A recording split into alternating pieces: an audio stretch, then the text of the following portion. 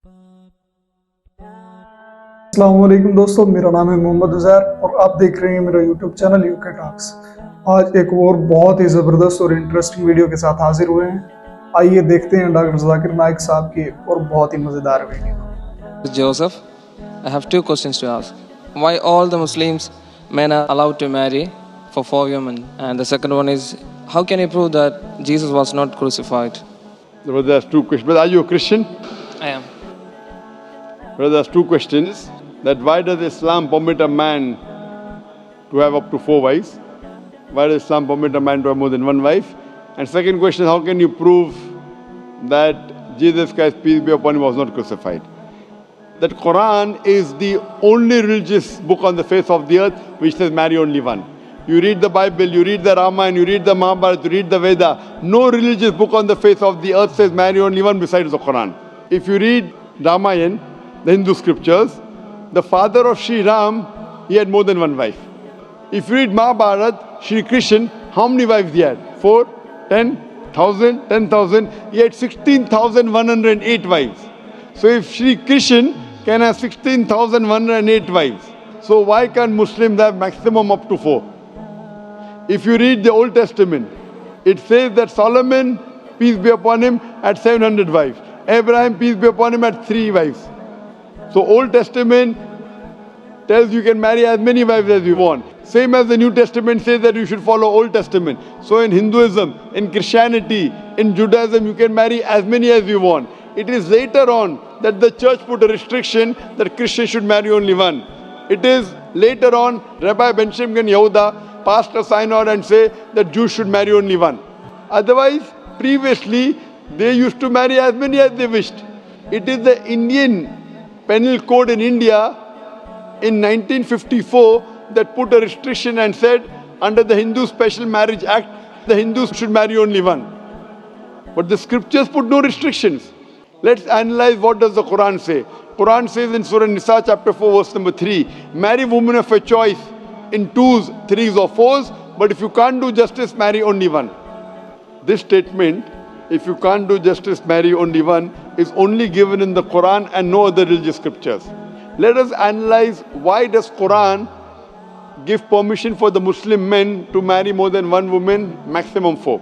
The reason is that by nature, male and female are born in equal proportion.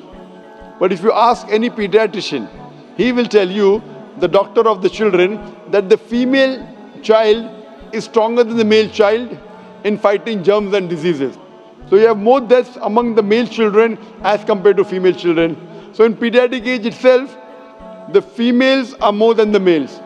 As life goes on, there is death due to wars, due to alcoholism, due to drug addiction, due to accident. In all these cases, more men are dying as compared to females. So today in the world, there are more females as compared to males. In few countries, like India and China, the female population is less than the male population because of female feticide and female infanticide. In India, according to a BBC report, every day more than 1,000 fetuses are being aborted after they are identified as females. If you multiply this figure by 365, you get a total of more than 1 million fetuses are being aborted every year in India after they are identified that they are females. According to the Tamil Nadu government hospital report, out of 10 females born alive, 4 are put to death. If you stop this evil practice of female feticide and female infanticide in India, even in India, the female population will become more than the male population. Even in China, if you stop this evil practice, the female population will become more than the male population. Today, if you analyze, in USA alone, there are 4.7 million females more than males. In UK alone, there are 1.2 million females more than males. In Germany alone, there are 1.6 million females more than males. In Russia alone, there are 10.6 million females more than males. And God alone knows that how many females are more than males throughout the world. If I agree with you that one man should only marry one woman, and suppose your sister happens to live in America, or suppose my sister happens to live in USA, and the market is saturated, every man has found a wife for himself, yet there will be 4.7 million females who will not find life partner. And if your sister happens to be one of them, or if my sister happens to be one of the 4.7 million females who have not found a life partner for themselves, the only option for them is that she either marries a man who already has a wife or becomes public property. Public property, such a harsh word. It is the most sophisticated word I can use. I cannot use a better word. You know, in America, today the statistics tell us, on average, a man has 8 different sexual partners before he settles down with one. Having mistresses in USA is very common. 5, 10, 20, 30, no problem. Having more than one legal wife, it doesn't go down their throat.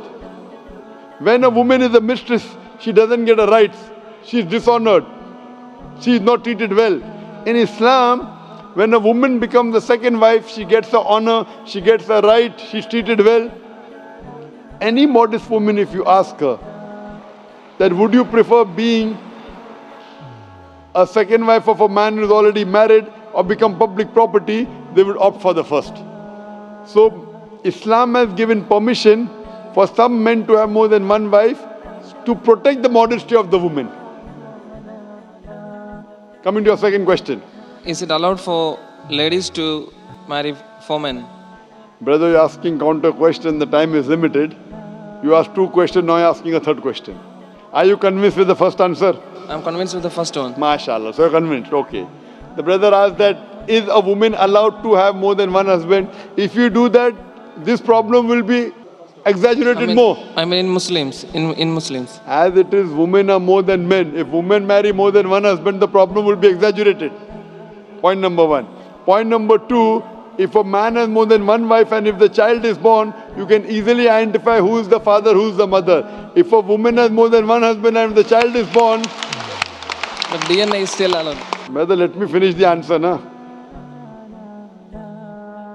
You asked the question, was I interfering?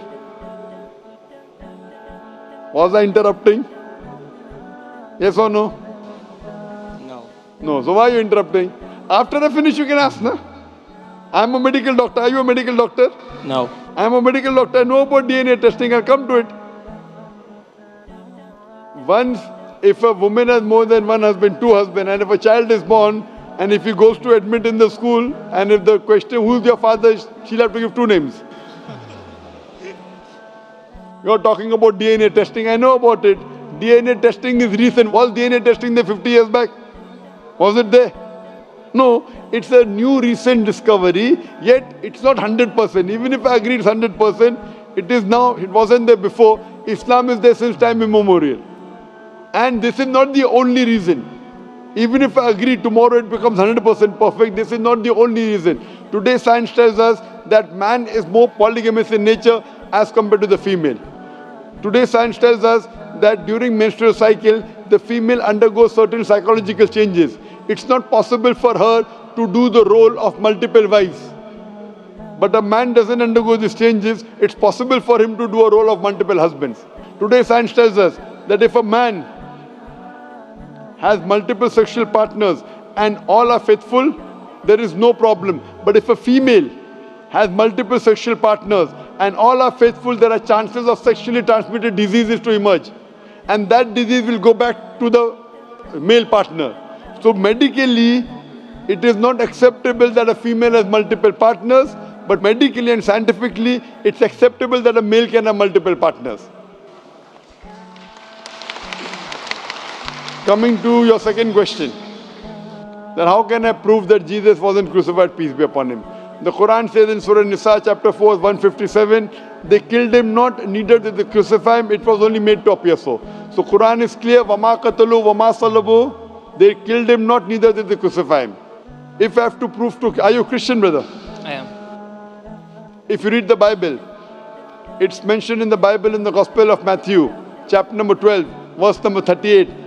When people come to Jesus Christ, peace be upon him, and tell him that, oh Master, show us some signs. So Jesus Christ, peace be upon him, replies, ye evil and adulterous generation, seeketh thee after a sign, no sign shall be shown to you except the sign of Jonah. For as Jonah was 3 days and 3 nights in the belly of the fish, so shall the Son of Man be 3 days and 3 nights in the heart of the earth. Brother, do you know the story of Jonah? Jonah. I do. Do you know? Now Almighty God tells Jonah that go to Nineveh. Jonah being a prophet of God, he says the people of Nineveh, they will not understand, they will not listen to me. He goes to Joppa. It's useless going to Nineveh. So while he's going in the ship, in a boat to Joppa, there's a storm that comes into the sea. This is mentioned in the book of Jonah. Book of Jonah is less than 2 pages.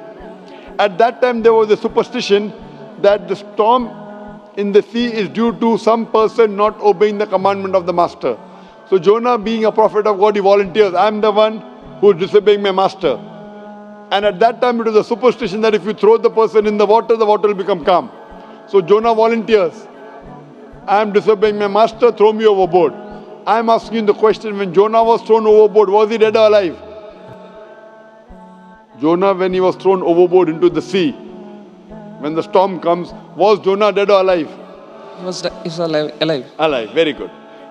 When a person is thrown in the sea, where there is a storm, a person ought to die. Was Jonah dead or alive when he was thrown in the sea? He was alive. Alive. If he dies, no miracle. At storm, a normal person dies. He's alive, it's a miracle. A fish comes and gobbles him up. A fish comes and swallows him up. When the fish swallows him up, was Jonah dead or alive? Alive. Alive. 3 days and 3 nights, the fish takes him around the sea. In the belly of the fish for 3 days and 3 nights, Jonah prays to Almighty God. While he was in the belly of the fish, was Jonah dead or alive? Alive. Alive, alive, alive, alive. The fish vomits him out. Jonah comes onto the shore. Was he dead or alive? Alive. Alive. Alive. Alive, alive, alive, alive, alive. Miracle of a miracle of a miracle of a miracle. I'm asking you the question, when Jesus Christ, peace be upon him, according to the Bible, when he was taken down from the cross, he was put in the grave, in the sepulchre. In the sepulchre, was Jesus dead or alive? He was dead. Dead. Dead. If he's dead, does he fulfill the sign or not? But he was raised to back. In the sepulchre, in the grave, was he dead or alive? Dead. Dead or alive? Dead.